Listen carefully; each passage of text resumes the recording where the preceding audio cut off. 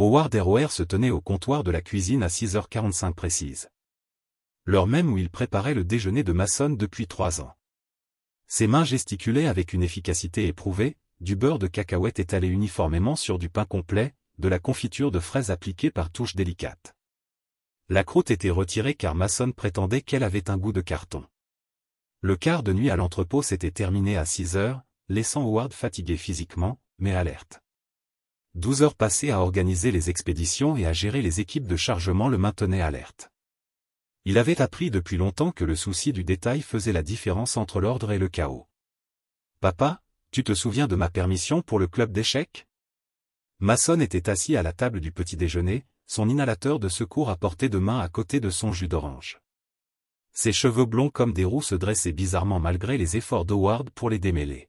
« Dans ton dossier, derrière tes devoirs de maths, Howard fermait la fermeture éclair du sac à lunch isotherme à la bande bleue familière et de ton inhalateur de secours. » Mason tapota la poche avant de son jean. « Compris. Plus celui de mon sac à dos. 3 inhalateurs au total. » Howard insistait pour être licencié face à l'asthme de Mason. Ce trouble s'était développé lorsque Mason avait 7 ans, peu après la mort de sa mère biologique dans un accident de voiture. Induit par le stress, avait expliqué le médecin. Le corps des enfants réagissait parfois de manière inattendue au traumatisme. Rose apparut dans l'embrasure de la cuisine, déjà vêtue de son blazer bleu marine et de sa jupe assortie. Sa carrière dans l'immobilier exigeait une apparence soignée et des rendez-vous clients en avance. Elle se déplaçait avec une précision calculée, chaque geste était réfléchi. « Je pourrais le déposer aujourd'hui. » Howard marqua une pause. Son sac à lunch était à mi-chemin du sac à dos de Mason. Rose se portait rarement volontaire pour accompagner l'école. Sa routine matinale se résumait à un café sacré en lisant les rapports de marché. Douche rapide. Bureau à 8h30 pour préparer les appels clients. « Tu es sûr ? Ça ne me dérange pas de l'emmener. J'ai un rendez-vous client près de l'école primaire. » Bref, elle attrapa son ronronnement en cuir sur le comptoir de granit, consultant son téléphone avec une efficacité d'entraînement. Ça serait logique de combiner les trajets. Mason regarda ses parents, la fourchette à mi-chemin de sa bouche. « Papa peut m'emmener à la place. On va parler de mon projet de science. Ta belle-mère t'a proposé, mon pote. » Howard tendit son sac à dos à Mason, remarquant la légère tension dans les épaules du garçon.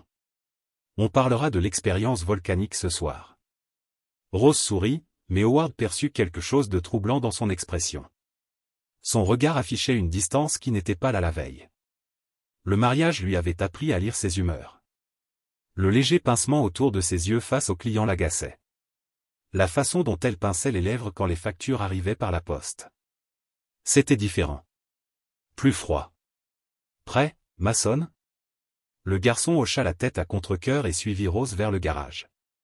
Howard les regarda par la fenêtre de la cuisine sortir de l'allée en marche arrière. Les mains de Rose agrippaient le volant avec une intensité inhabituelle, ses jointures blanches sur le cuir noir de l'intérieur. Howard secoua la tête, attribuant son malaise à l'épuisement. Les quarts de nuit le rendaient paranoïaque. Rose s'était montrée distante ces derniers temps, mais chaque mariage avait connu des moments difficiles. Ils avaient traversé des tempêtes bien pires durant leurs 3 années ensemble. Il se servit un café et s'installa à la table de la cuisine avec les rapports d'expédition de l'entrepôt.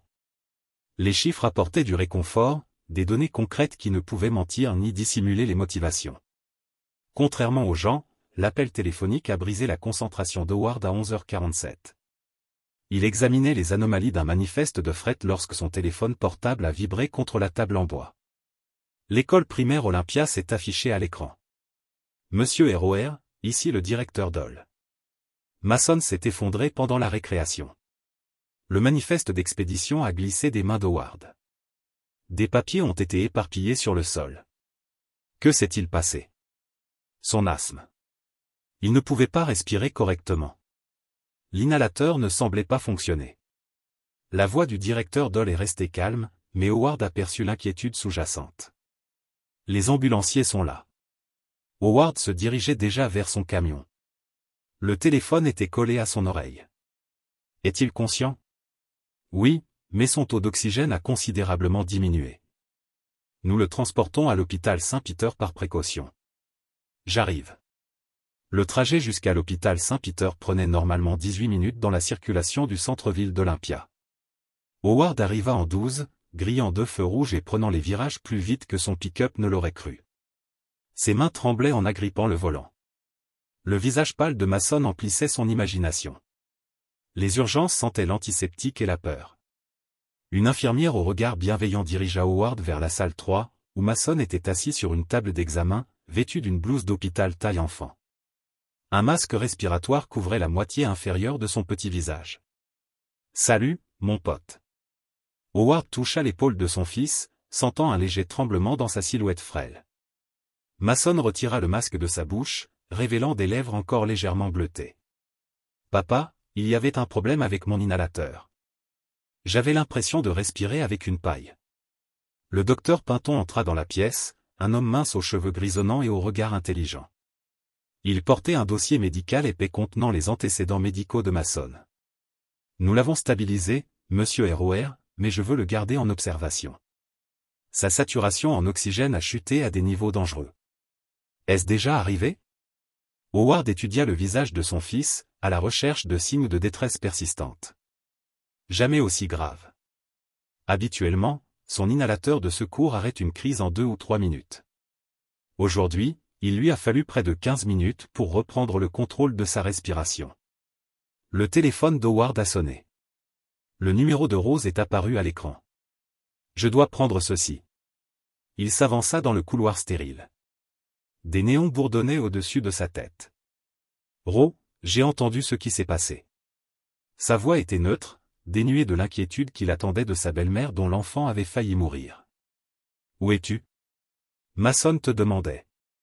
Un silence s'installa entre eux, seulement interrompu par le bip lointain des moniteurs de l'hôpital.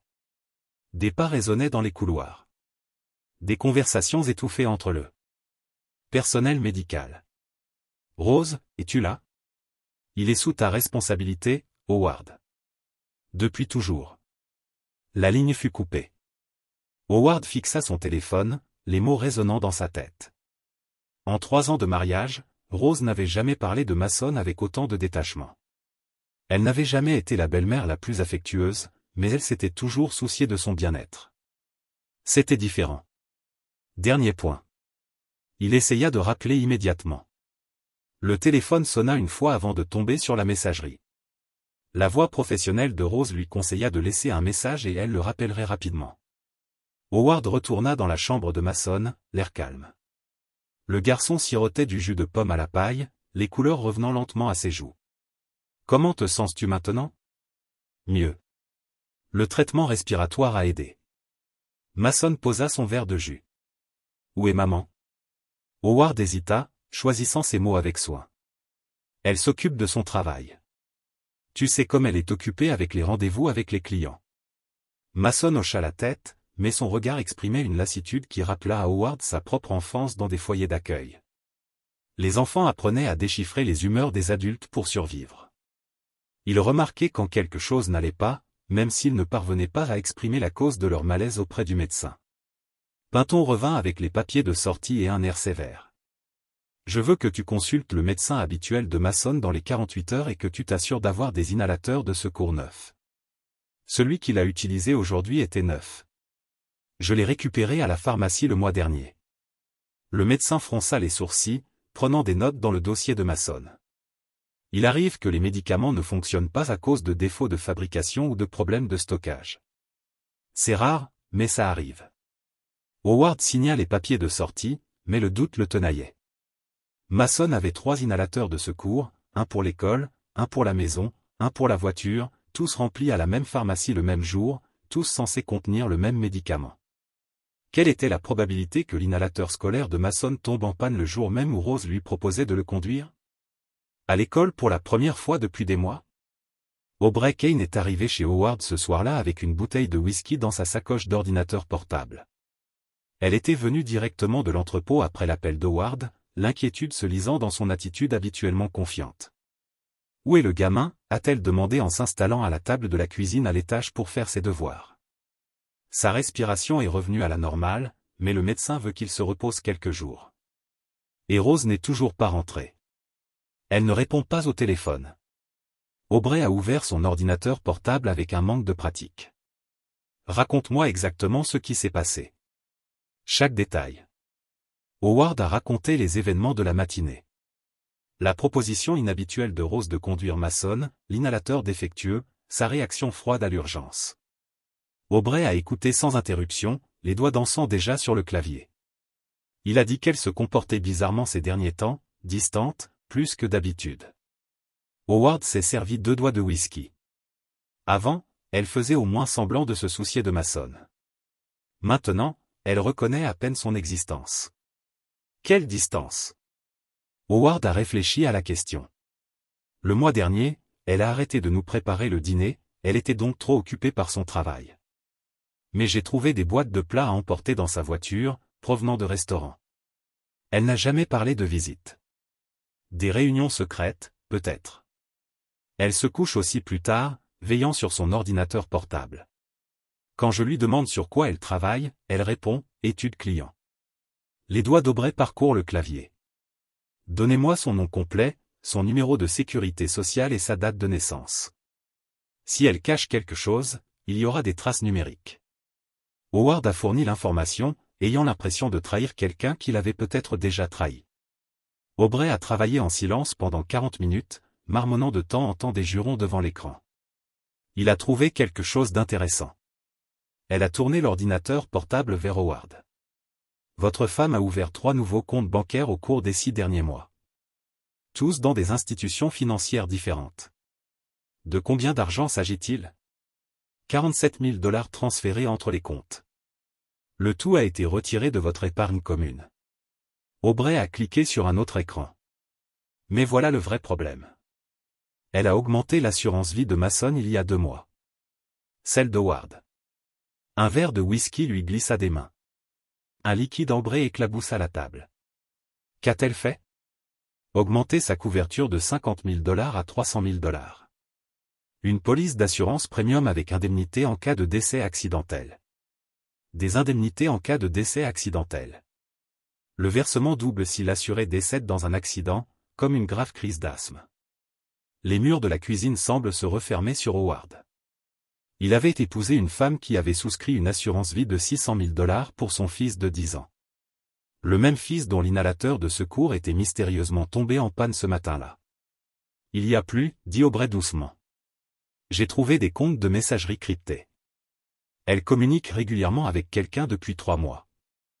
Qui travaillait à casser le cryptage, mais Howard Aubrey ferma l'ordinateur portable et le regarda droit dans les yeux. Ce n'est pas du désespoir soudain. Votre femme prépare quelque chose depuis des mois. Le lendemain matin, un autre appel du directeur Doll. Monsieur ROR, pourriez-vous venir ce matin? Il y a quelque chose que je dois vous montrer concernant l'incident d'hier. Howard a pris des dispositions pour que Madame Patterson, leur voisin âgé, devait surveiller Mason. Le garçon restait à la maison par précaution, même si sa respiration restait stable. Tu as des ennuis, papa? Demanda Mason tandis qu'Howard prenait les clés de sa camionnette. Non, mon pote. La directrice Doll veut juste discuter de ce qui s'est passé hier. Tu peux lui dire que mon inhalateur ne fonctionne plus? Je l'ai déjà fait. C'est probablement de ça qu'elle veut parler. Howard se rendit à l'école élémentaire Olympia, son esprit explorant les possibilités. Mason avait-il commis une faute avant son agression? L'école remettait-elle en question l'éducation de Howard? S'inquiétait-elle de sa responsabilité? La directrice Doll le rencontra dans le bureau principal. C'était une femme d'une 50aine d'années, pragmatique, qui dirigeait l'école depuis 8 ans sans aucun incident grave. Les parents respectaient son impartialité et les enseignants appréciaient son soutien. Indéfectible. Monsieur ROR, merci d'être venu. Elle désigna une petite pièce équipée de moniteurs de sécurité. Après l'incident de Mason hier, j'ai visionné nos images de surveillance conformément au protocole standard. La salle de surveillance comportait 6 écrans montrant différentes zones de l'école, les couloirs, les entrées, la cour de récréation et la cafétéria. La directrice Doll s'assit à la console centrale et consulta les images d'archives. Nous avons un système de sécurité complet ici, expliqua-t-elle. Chaque entrée, chaque couloir, chaque espace commun. Le conseil scolaire avait installé ce système il y a 3 ans, après cet incident à Seattle. Elle mit en file d'attente les images de la veille au matin. Horodatage 8h15. Le couloir principal est apparu à l'écran, vide, à l'exception des membres du personnel arrivés tôt pour déverrouiller les salles de classe. Regardez bien le coin. Elle a pointé du doigt le côté gauche de l'écran et a vu une silhouette apparaître, se déplaçant rapidement dans le couloir. Une femme de taille moyenne, portant une casquette de baseball enfoncée et un manteau d'hiver trop grand malgré la douceur du mois d'octobre. La femme gardait la tête baissée, le visage caché des angles de caméra. Elle est entrée par la porte latérale près du gymnase. Cette porte aurait dû être verrouillée, et elle aurait eu besoin du code de sécurité pour l'ouvrir. Howard s'est penché vers l'écran. Avez-vous bien vu son visage? Non. Elle a fait très attention au positionnement de la caméra. Mais regardez bien ça. La directrice Doll a accéléré la vidéo. Elle se rend directement dans la salle de classe de Mason, y reste exactement 37 secondes, puis repart par le même chemin. L'horodatage indiquait 8h22, soit 7 minutes entre l'entrée et la sortie. J'ai déjà contacté la police, mais je voulais que vous voyiez ça en premier. La directrice Doll a mis la vidéo en pause sur le plan le plus net de la intruse. Reconnaissez-vous quelque chose chez elle? Howard étudia l'image figée. La posture de la femme lui semblait familière, la façon dont elle tenait ses épaules. Sa démarche assurait malgré la tentative évidente de dissimulation. Quelque chose dans ses mouvements l'avait identifiée. Pouvez-vous la revoir? Plus lentement cette fois. Le proviseur Doll relança la vidéo à la moitié de sa vitesse. Cette fois, Howard se concentra sur des détails subtils. La porte de la femme révélait une légère faveur de son pied gauche. Le sac à main coûteux visible sous le manteau trop grand. La façon dont elle se déplaçait dans le couloir avec une familiarité évidente lui fit perdre son sang-froid. C'est ma femme. En êtes-vous absolument certain? Howard hocha la tête, la gorge soudain sèche. Rose s'est cassé la cheville dans un accident de ski il y a 2 ans. Elle marche encore avec cette légère boiterie lorsqu'elle est fatiguée ou stressée. Et ce sac à main? Je le lui ai acheté pour Noël dernier. Le proviseur Doll prit des notes minutieuses sur un bloc-notes jaune. Qu'aurait-elle fait dans la classe de Mason? Je ne sais pas, mais tout en parlant, Howard se souvint de l'inhalateur défectueux de Mason. Le timing semblait trop précis pour une coïncidence. Nous aurons besoin. Il faut immédiatement impliquer la police, dit doucement le principal Doll. Howard fixa l'image figée de sa femme entrant dans la classe de son fils avec une intention criminelle évidente. 3 ans de mariage, 3 ans de repas partagés, de fêtes de fin d'année et de conversations à voix basse sur leur avenir commun. Tout cela s'effondrant dans une vidéo de surveillance de 7 minutes. Monsieur ROR, faites-le. Appelez-les. L'inspecteur Orin Chase arriva à l'école en moins de 30 minutes. C'était un homme méthodique d'une 40aine d'années qui abordait les enquêtes avec la patience de quelqu'un qui avait appris que la vérité émergeait lentement, un fait vérifié après l'autre. Howard fit une déposition tandis que le principal Doll faisait des copies des images de surveillance. Chase posa des questions détaillées sur le comportement de Rose, leur mariage et tout changement récent dans ses habitudes. Sa femme a-t-elle manifesté un intérêt inhabituel pour l'état de santé de Mason récemment? Elle a toujours été au courant de son asthme, mais elle n'a jamais été directement impliquée dans sa gestion. C'est ma responsabilité. Des difficultés financières dans votre foyer? Howard hésita. Nous sommes à l'aise. Je gagne bien ma vie avec l'entrepôt et l'immobilier de Rose. Les affaires ont prospéré, mais elle a été très discrète sur ses finances ces derniers temps. Nouveau compte, dépenses inexpliquées. Je pensais que c'était lié au travail. Chase a pris des notes dans son petit carnet. Où est votre femme maintenant? Je ne sais pas. Elle n'est pas rentrée depuis hier matin. Nous devrons l'amener pour un interrogatoire. Howard est rentré chez lui dans quelques jours. Les images de surveillance se sont déroulées en boucle dans sa tête. Lorsqu'il a atteint son allée, la colère a remplacé le choc.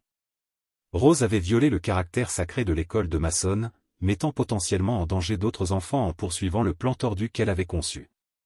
Elle attendait dans la cuisine lorsqu'il est entré. Rose était assise à table, portant encore sa tenue de travail de la veille. Son maquillage avait légèrement coulé et ses cheveux, habituellement impeccables, trahissaient le stress. Elle a levé les yeux quand Howard est entré, l'expression indéchiffrable. Il faut qu'on parle. La police vous recherche. Je sais. Rose s'est servi un verre de vin d'une bouteille que Howard ne connaissait pas, Principal Doll, appelez mon bureau. Howard a étudié le visage de sa femme. À la recherche de la moindre trace de la femme qu'il avait épousée. Ils ont des images de sécurité de toi dans la salle de classe de Mason. J'en suis sûr. Sa commission a frappé Howard comme un coup dur. Tu ne vas pas le nier. Me croirais-tu si je le croyais? Essaie. Rose prit une gorgée de vin, considérant ses paroles. Certaines choses ne peuvent pas être expliquées de manière à avoir du sens pour les autres. Howard, elles le sont, c'est tout. Ce n'est pas une réponse. C'est la seule que tu obtiens. Howard sentit quelque chose de fondamental se briser dans sa poitrine. Que as-tu fait à son inhalateur? Tu n'as pas toute la situation. Alors explique-moi. Rose se leva et se dirigea vers la fenêtre de la cuisine, contemplant le jardin où Mason avait joué pendant 3 ans. Sais-tu ce que c'est que de vivre une vie qui n'est pas la sienne? Se réveiller chaque matin et faire semblant d'être quelqu'un qu'on n'est pas. Tout le monde fait semblant parfois. Pas de semblant, Howard. Lié est un mensonge complet. Elle se tourna vers lui. J'ai vécu ta vie, pas la mienne. Prendre soin de ta mon fils, gérant ton foyer, jouant le rôle d'épouse et de belle-mère dévouée. Personne ne t'a forcé à m'épouser, n'est-ce pas? Le rire de Rose était dénué d'humour. Ma famille s'attendait à ce que je me range.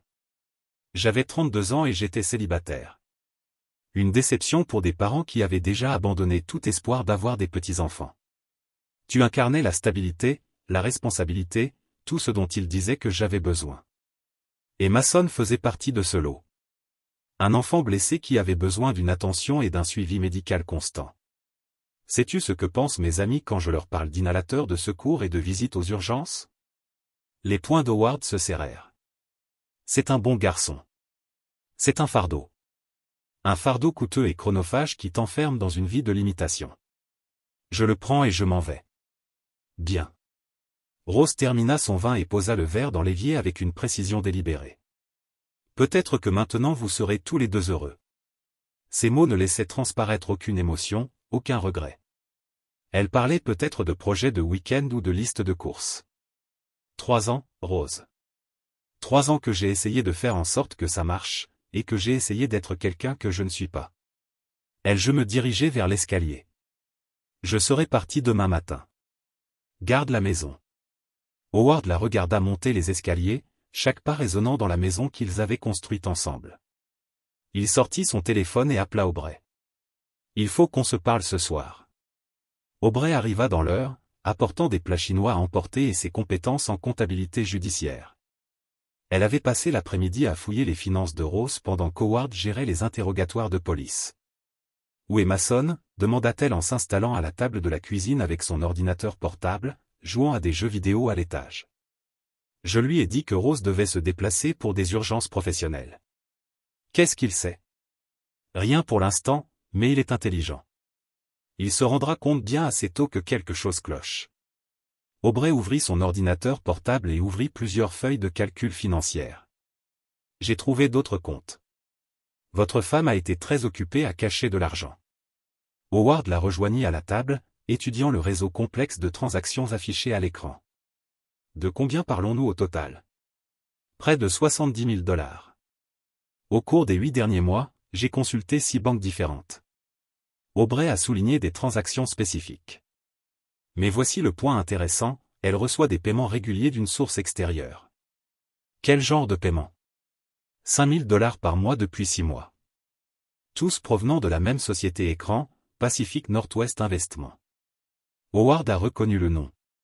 C'est la société de Julian Ham. L'ex-petit ami de Rose à l'université. Le type qui a déménagé à Olympia il y a 5 ans. C'est lui. Rose a dit qu'ils étaient juste amis. Mais Howard s'est tu, se souvenant des mentions occasionnelles de Rose concernant des opportunités commerciales et des conseils d'investissement que les doigts d'Aubrey parcouraient sur le clavier. Je trouve des traces de courriel entre eux, cryptées, mais pas assez précises pour être cachées à quelqu'un qui sait quoi chercher.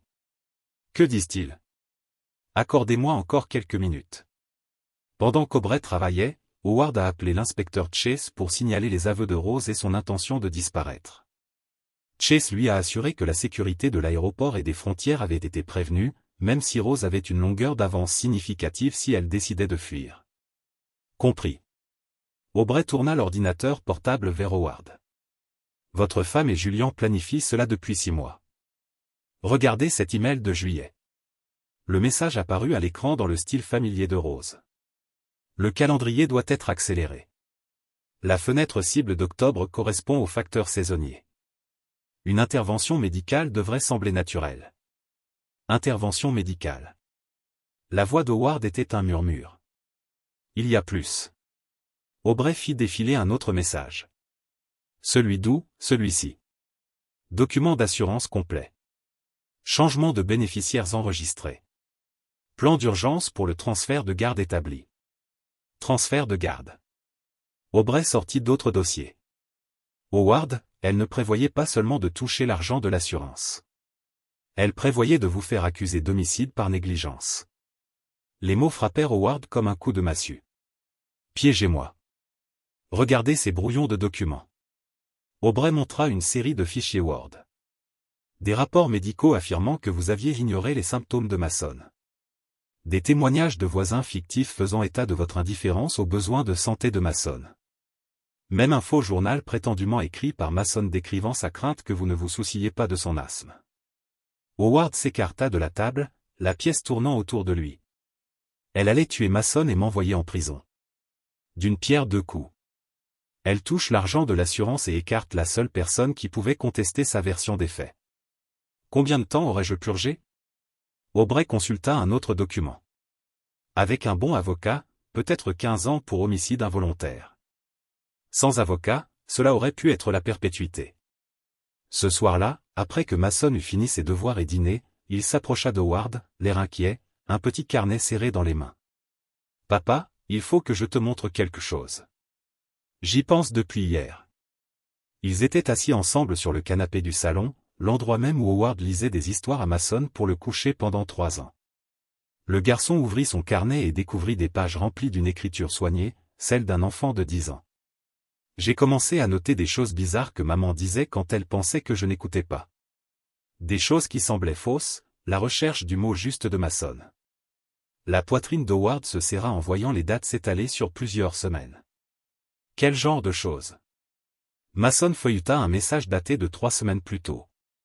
Elle était au téléphone dans la cuisine très tard. Je suis descendu chercher de l'eau parce que je n'arrivais pas à dormir, mais elle ne m'a pas vu. Howard lut la transcription minutieuse de Mason.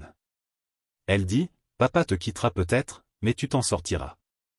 Parfois, les gens disparaissent et ne reviennent jamais. » Puis elle dit quelque chose comme quoi je serais mieux sans complications. Des complications. Je crois qu'elle parlait de mon asthme. Mason tourna une autre page. Celle-ci datait de la semaine dernière, alors que je faisais semblant de dormir sur le canapé. On pouvait y lire, elle parlait à quelqu'un sur son ordinateur portable. Elle dit, parfois, des accidents arrivent, même aux enfants sages, surtout les enfants malades qui ne peuvent pas se prendre en charge. Les mains d'Howard tremblaient en feuilletant d'autres pages. Les mots de Rose, consignés de l'écriture. Méticuleuse de son fils, dressait le tableau d'une manipulation psychologique systématique. Elle avait préparé Mason à sa propre mort. Avait-elle déjà dit ces choses en ma présence? Jamais. Seulement quand nous étions seuls. Mason ferma le carnet et regarda son père droit dans les yeux. Papa, je crois que maman voulait qu'il m'arrive quelque chose de mal. Howard serra son fils contre lui, sentant son petit corps trembler contre sa poitrine. Tu es en sécurité maintenant. Je te le promets. On va revoir maman? Je ne pense pas, mon pote. Bien. Chuchota Mason. Elle m'a fait peur. Je ne voulais pas te le dire parce que je pensais que j'imaginais peut-être des choses. Tu n'imaginais rien. Et tu as bien fait de l'écrire. Howard serra son fils dans ses bras jusqu'à ce que les tremblements cessent. La rage montait dans sa poitrine comme un feu de forêt. Rose n'avait pas seulement prévu de tuer Mason. Elle l'avait torturé psychologiquement pendant des semaines, semant les graines de la peur et de l'abandon dans le point d'esprit vulnérable d'un enfant. 2 jours plus tard, Howard reçut un appel d'un numéro inconnu alors qu'il était à l'entrepôt pour organiser une garde du matin. Monsieur ROR, je m'appelle Patricia Hillman. J'ai vu les informations sur l'incident de votre fils à l'école. Howard a reconnu son nom de famille. Il ment, vous travaillez pour Julian Hamm. J'étais son assistante administrative jusqu'au mois dernier. J'ai démissionné suite à ce que j'ai découvert sur ses pratiques commerciales. La voix de Patricia exprimait une tension nerveuse.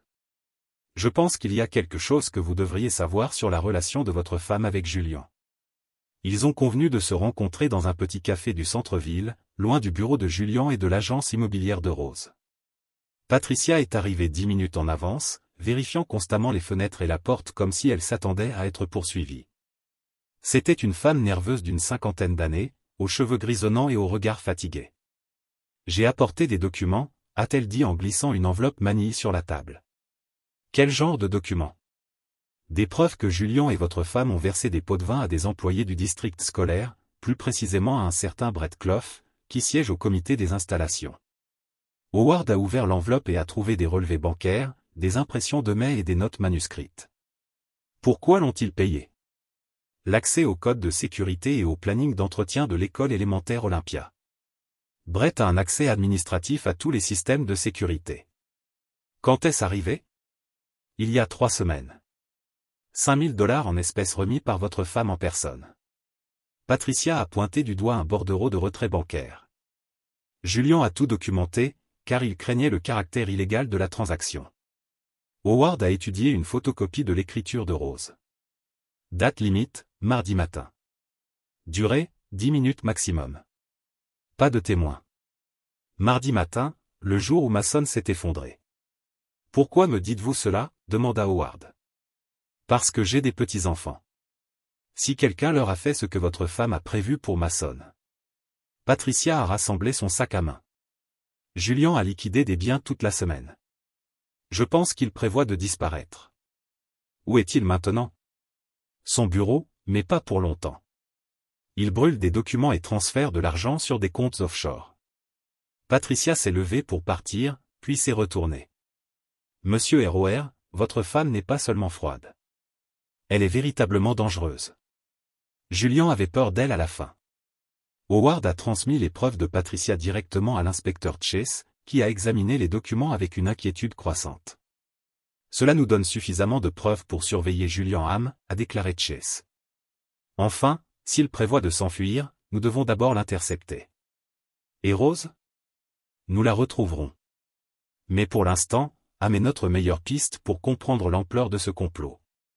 Chase a envoyé une équipe de surveillance au bureau et à l'appartement de Julian. En 24 heures, ils ont trouvé la solution. Julian a rencontré Rose dans un restaurant isolé, à l'extérieur d'Olympia. L'équipe de Chase a installé du matériel d'enregistrement dans la cabine adjacente et un microphone directionnel sur le parking.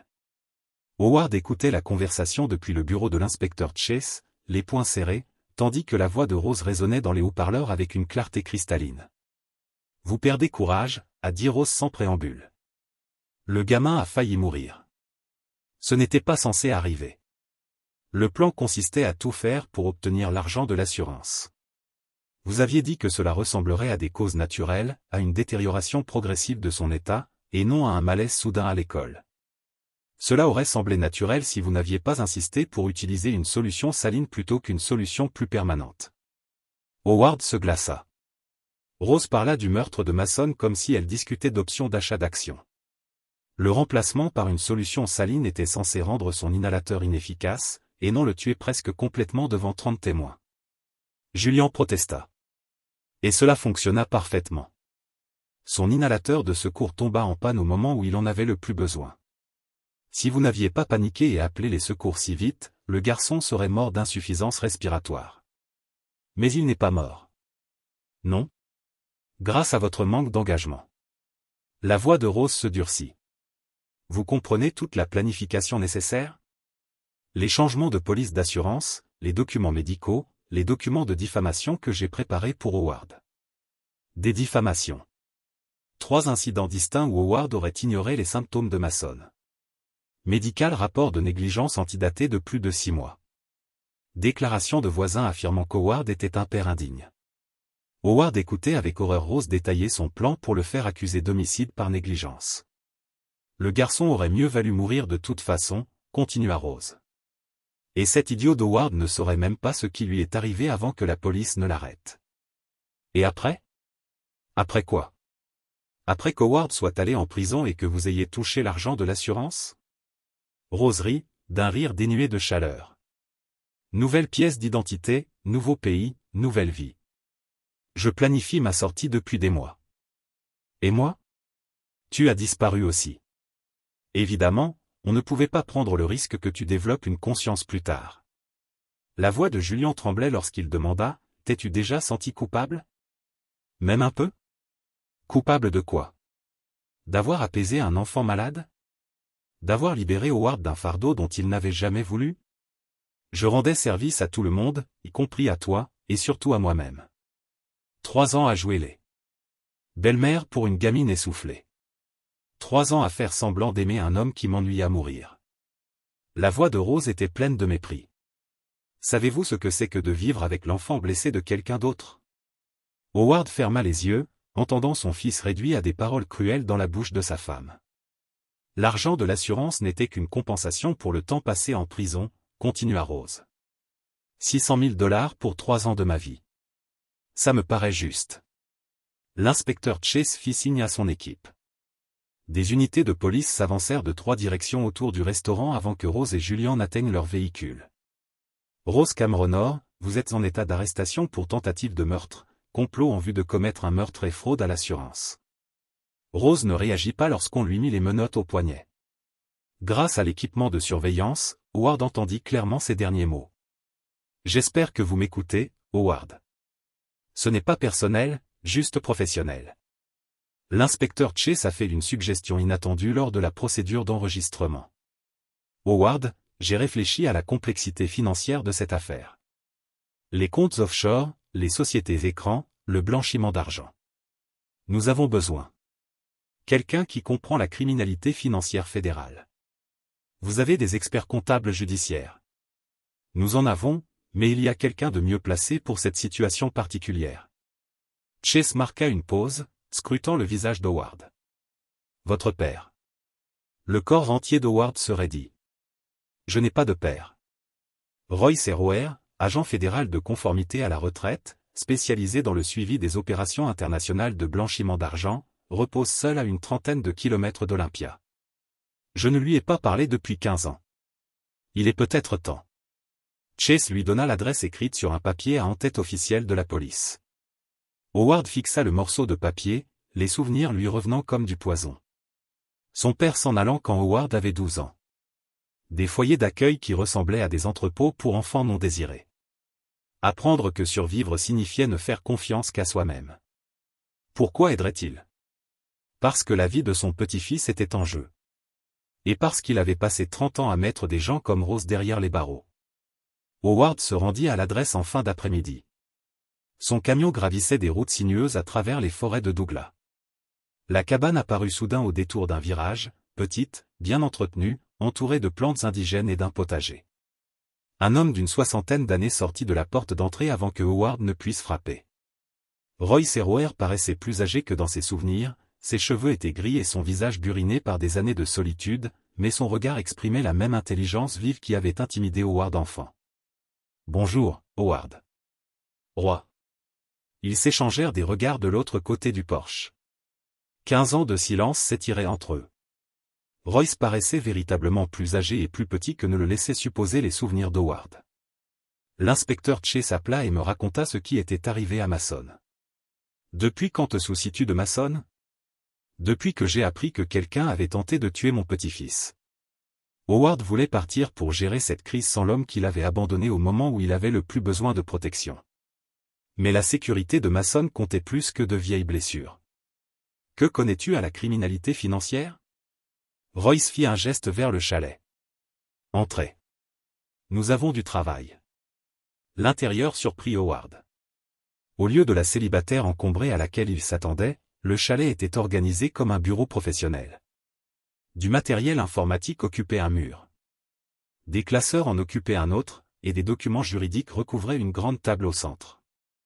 Je suis consultant indépendant depuis ma retraite, expliqua Royce. J'aide les forces de l'ordre à traquer des crimes financiers complexes. Les 8 heures qui suivirent modifièrent la compréhension qu'avait Howard des plans de Rose.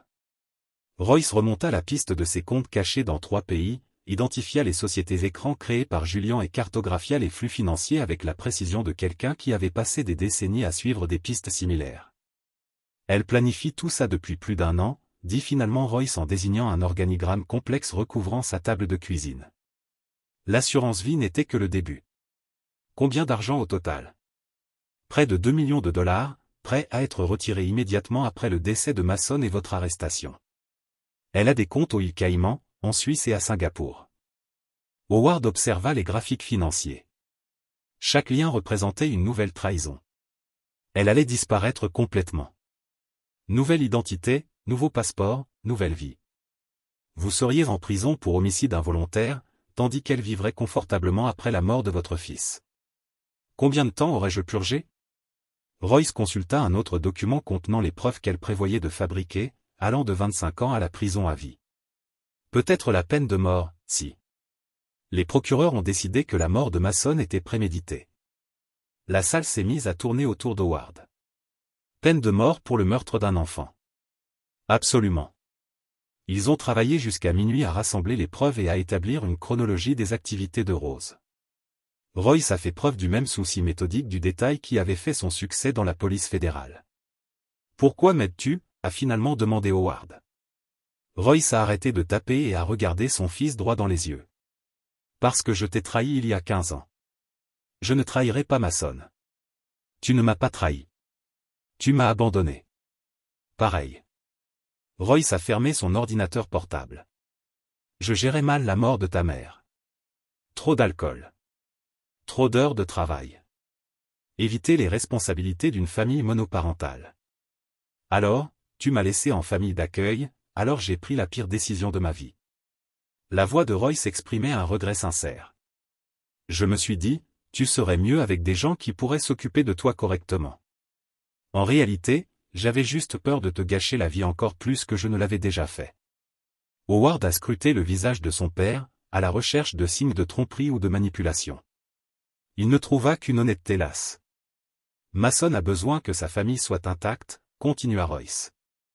Je ne peux pas réparer ce que je t'ai fait, mais je peux m'assurer qu'ils ne connaissent jamais un tel abandon. Julian accepta de coopérer sous couvert d'immunité après avoir passé une nuit en prison. Sa terreur pour Rose avait finalement pris le dessus sur sa cupidité et son instinct de survie. Elle est complètement détachée des émotions humaines normales, dit-il à Chase lors de son interview enregistrée. Elle parle de tuer un enfant comme si elle discutait d'options de déjeuner. Chase exposa le plan de coopération en détail.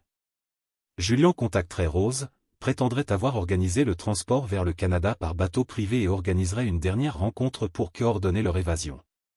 Elle ne lui fera pas confiance, protesta Julian, les mains tremblantes. Rose ne fait entièrement confiance à personne. Elle fera confiance à l'argent, dit doucement Royce depuis sa place à la table de conférence. Montrez-lui des preuves que les fonds sont déjà en mouvement. Faites-lui croire que les transferts financiers sont en cours. L'inspecteur Chase avait posté des équipes de surveillance autour de la marina d'Olympia, où Julian avait suggéré qu'ils se rencontrent. L'endroit offrait plusieurs voies d'évacuation par voie maritime, ce qui plairait à l'esprit d'organisation de Rose. Howard attendait dans le fourgon de surveillance, écoutant les conversations radio tandis que les équipes se positionnaient autour de Dock 7. Aubrey était assis à côté de lui, surveillant le matériel de suivi financier installé par Royce. Elle est assez intelligente pour soupçonner un piège, dit Aubrey doucement, mais assez avide pour prendre le risque, répondit Howard. Le rendez-vous était prévu pour 22 heures, après le retour de la plupart des beurs de loisirs. Rose arriva pile à l'heure, une simple valise noire à la main, avançant avec l'assurance de quelqu'un dont le plan se concrétisait enfin. Elle portait des vêtements sombres et avait tiré ses cheveux en arrière, transformant son apparence d'agent immobilier de banlieue en celle d'une personne se préparant à un vol international. « Tu as l'air nerveux », dit-elle à Julian alors qu'il se retrouvait près des bateaux. « C'est une étape importante. Une fois que nous aurons quitté le pays, nous ne pourrons plus jamais revenir. Je n'en avais jamais eu l'intention. Pour revenir. » Rose jeta un coup d'œil à la marina avec une vigilance professionnelle. « Où est le bateau, Doc ? » 9. Le propriétaire pense que nous sommes un couple en week-end romantique à Vancouver. Dans un billet, Julian montra le téléphone de Rose affichant de faux soldes de compte créés par Royce. Premier transfert effectué il y a 1 heure. Le deuxième transfert sera lancé une fois que nous serons dans les eaux internationales. L'équipe de l'inspecteur Chase enregistra chaque mot tandis que Rose exposait sa stratégie finale. Elle parla sans émotion, détaillant comment Mason serait mort si Julian n'avait pas perdu son sang-froid au moment critique. Le garçon aurait mieux valu mourir de toute façon. Poumons faibles, frais médicaux constants, perspectives d'avenir limitées. La voix de Rose exprimait une cruauté désinvolte. Je le mettais fin à ses souffrances. Et Howard? Et lui? Il aurait pleuré pendant quelques mois, puis réalisé à quel point sa vie était devenue plus facile sans un enfant malade qui épuise ses ressources. La voix de Julian tremblait lorsqu'il demanda « Avez-vous déjà ressenti quelque chose pour eux, même de l'amitié ?» Rose rit, le son étant clairement transmis par l'équipement de surveillance. Je sentais piégé. 3 ans à jouer à la maison avec un ouvrier et son fils blessé. Savez-vous ce que pensent mes amis de fac quand je leur parle d'inhalateurs de secours et de visites aux urgences? Vous auriez pu divorcer et obtenir quoi? La moitié des biens d'un employé d'entrepôt, sans l'argent de l'assurance. Ainsi, j'obtiens 600 000 $ de liberté permanente face à la mort d'un enfant, d'un fardeau qui n'aurait jamais dû être le mien. Rose a regardé sa montre. Howard connaissait les risques en épousant quelqu'un de mon milieu. Je n'allais jamais être une belle-mère conventionnelle. L'inspecteur Chase a fait signe à ses équipes. Des policiers sont intervenus de 3 directions pour encercler Rose et Julian avant qu'ils ne puissent monter à bord du bateau. Rose Conroe, vous êtes en état d'arrestation pour tentative de meurtre, complot en vue de commettre un meurtre, fraude à l'assurance et corruption d'agents publics. Rose n'a pas résisté lorsqu'on lui a menotté les poignets. Elle a regardé droit dans la caméra de surveillance où Howard était assis, à l'écoute. Je sais que vous m'entendez, Howard. J'espère que vous comprenez que ce n'était jamais personnel, juste une affaire pratique.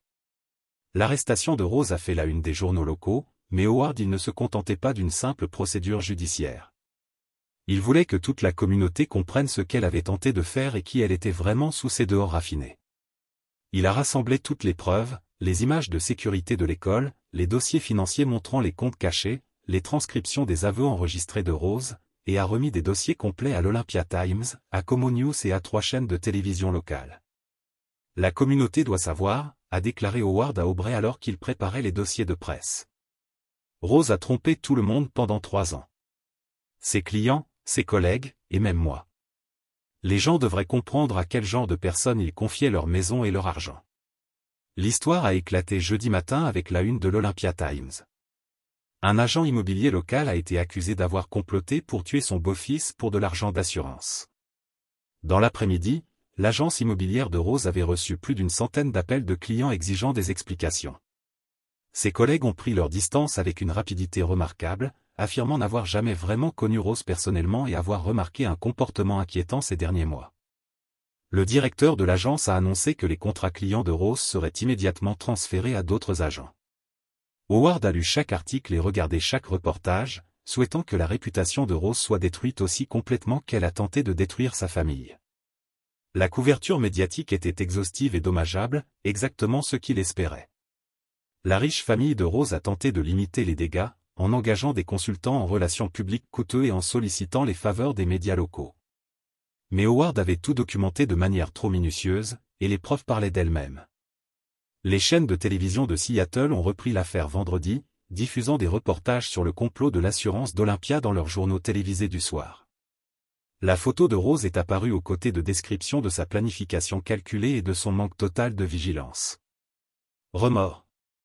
Pensez-vous que l'humiliation publique soit suffisante? Demanda Aubrey en désignant la couverture médiatique étalée sur la table de la cuisine de Howard. Pour l'instant, mais je veux que tout le monde se souvienne de son nom. Le procès a duré 3 semaines et a attiré l'attention des médias de tout l'État de Washington. Les avocats de la défense de Rose ont plaidé pour une folie passagère, affirmant que le stress d'une belle-mère soudaine l'avait poussé à prendre des mesures désespérées. L'accusation, menée par la procureure adjointe Sarah Martinez, a systématiquement réfuté cet argument. Ils ont présenté le journal de Mason documentant des mois de manipulation psychologique, des dossiers financiers témoignant d'une planification délibérée sur plus d'1 an, et des enregistrements audio de l'absence totale de remords de Rose.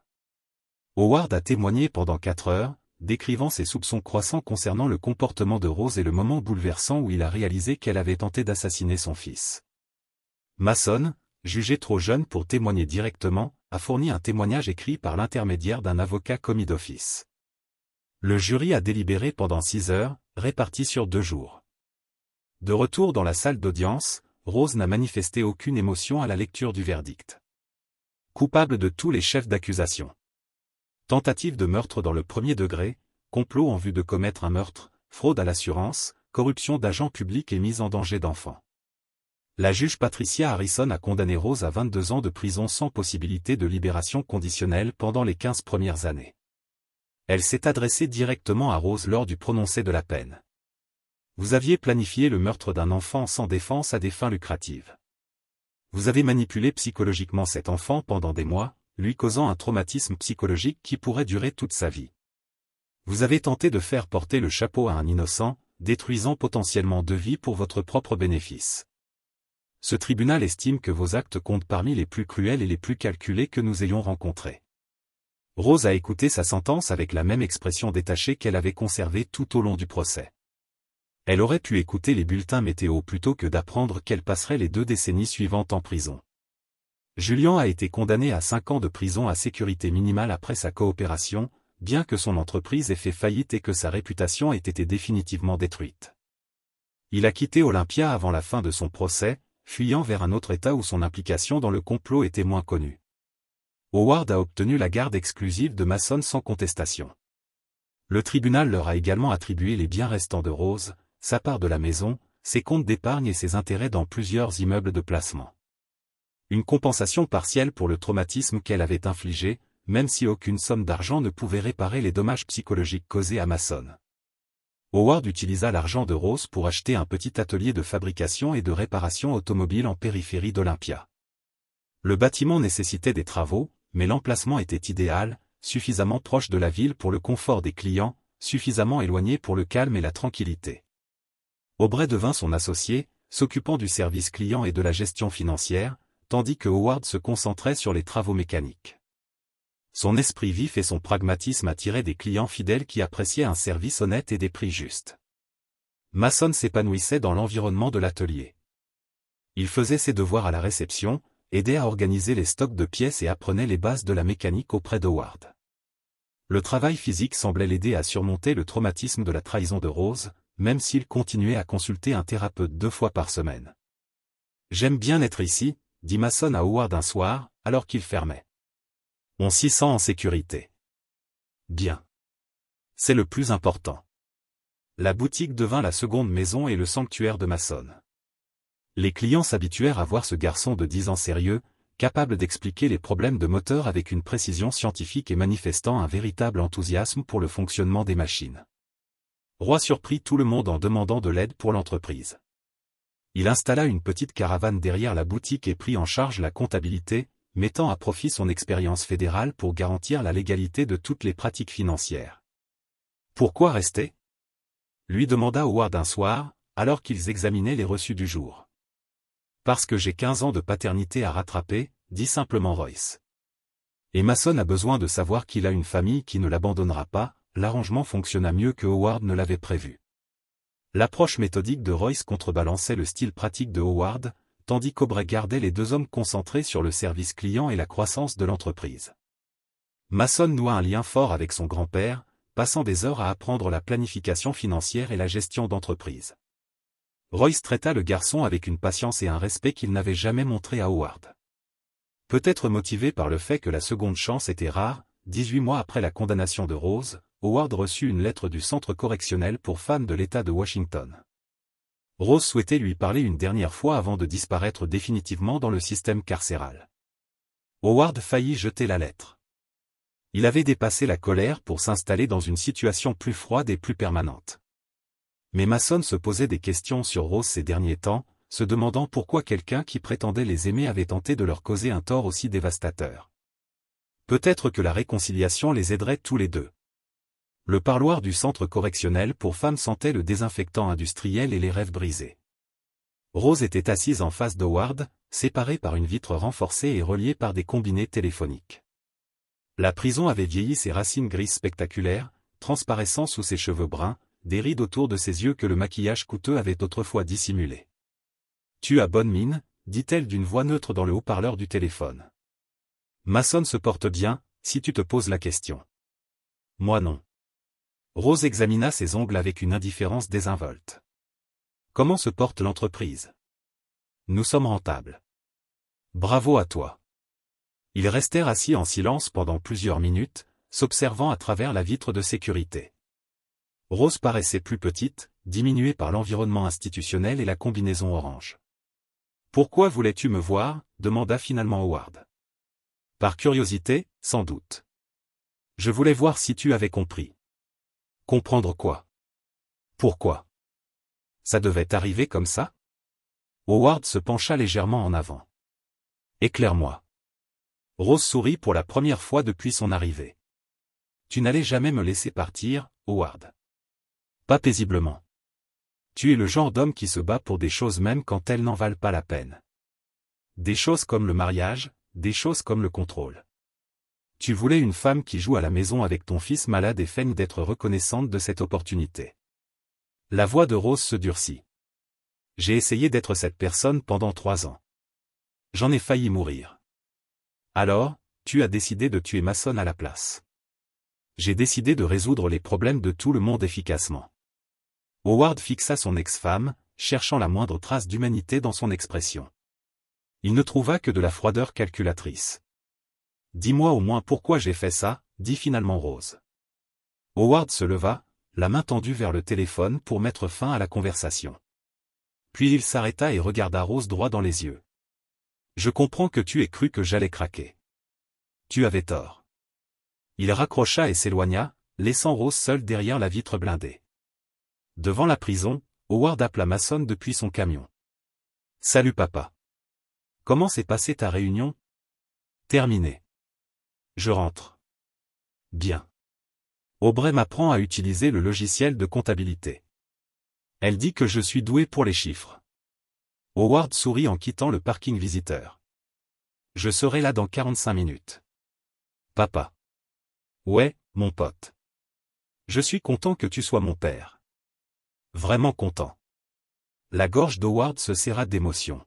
« Moi aussi, Mason. »« Moi aussi. » Alors qu'il rentrait chez lui à travers les montagnes olympiques en direction d'Olympia, Howard repensa à la vie qu'ils avaient bâtie sur les cendres de la trahison de Rose. Mason était en bonne santé, sûr de lui et entouré de personnes qui se souciaient sincèrement de son bien-être. Le magasin lui procurait un revenu stable et un travail enrichissant. Royce devenait peu à peu le père dont Howard avait besoin 2 décennies trop tard. Rose avait tenté de tout les détruire pour financer sa fuite vers une nouvelle vie. Au lieu de cela, elle leur avait donné les ressources et la motivation nécessaires pour construire quelque chose de mieux que ce qu'ils avaient perdu. La justice, Howard le réalisait, arrivait parfois par surprise. Les montagnes se dressaient autour de lui tandis qu'il regagnait son foyer, Mason, Aubrey et Royce, la vie tranquille qu'il avait tant lutté pour protéger. Rose passerait les 22 années suivantes à réfléchir à ses choix dans une cellule en béton. Howard passerait ce même temps à regarder son fils devenir l'homme remarquable qu'il était destiné à devenir.